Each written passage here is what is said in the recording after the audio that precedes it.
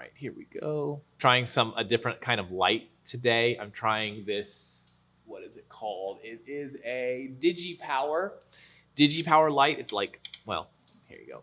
Let's see if I can bring it. No, that's not gonna work. It's about this big, and rather than my huge softbox with my ML60s from Godox, I'm trying it as a DigiPower little LED light to see how it lights me.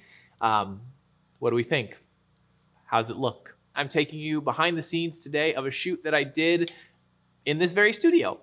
So let's get into it, shall we? I had a model reach out to me and she wanted to do a shoot with paint. So she came in, she brought a ton of paint brushes, things like that. We set up a little setup and we got started.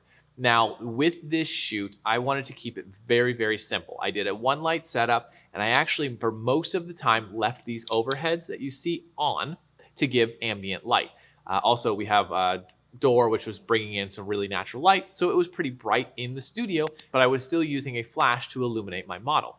Now later on in the shoot, we actually turned off all of the overheads and put some V-flats to block the light coming in from the door, but we'll get into that in a minute. Right now we have a really nice soft side light, which is great.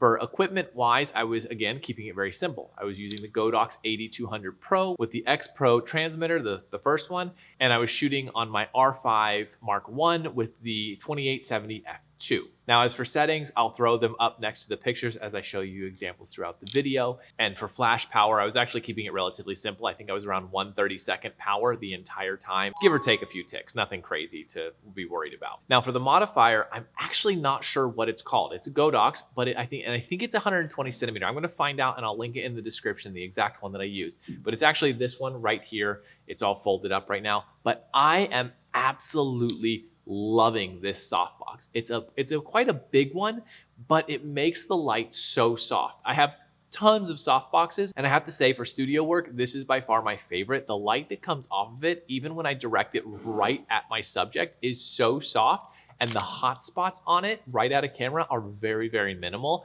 It's really, really nice. I'm not sure why. It might be the depth and the size combined, but it's phenomenal. So I highly recommend that. As for the lighting setup, I just kept it really simple. I put the modifier on a C-stand, I put it top down, kind of angled towards the model, and I shot like that for quite some time. As the model changed positions, like going from standing to sitting to laying, I adjusted the modifier lower and lower and then adjusted it to her.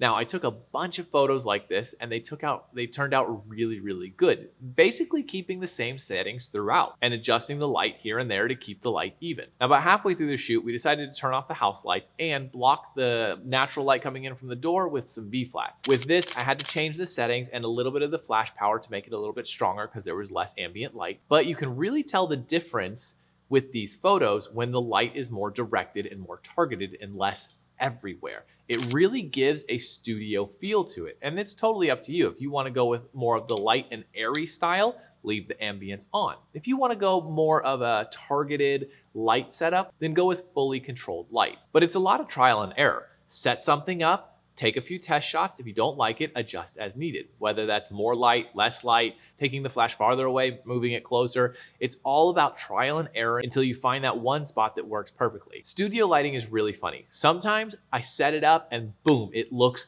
beautiful. Sometimes I set it up and I'm like, I have no idea what's wrong. It's the funniest thing. Sometimes it works great, sometimes it doesn't. It's all a matter of testing. But the one thing that I find that holds true with studio lighting is it's not perfect the first time. Maybe it is if you're like a super expert or whatnot. But for me, I have to set it up, I have to test it, I have to tweak it, I have to test it again, I have to tweak it, I have to test, and it goes on and on until I find that perfect spot. And even then, it can be tweaked even more.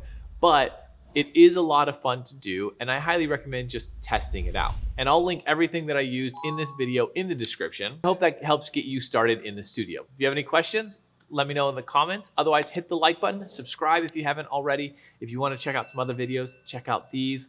But that wraps up this video. So I'll see you guys in the next one. Later.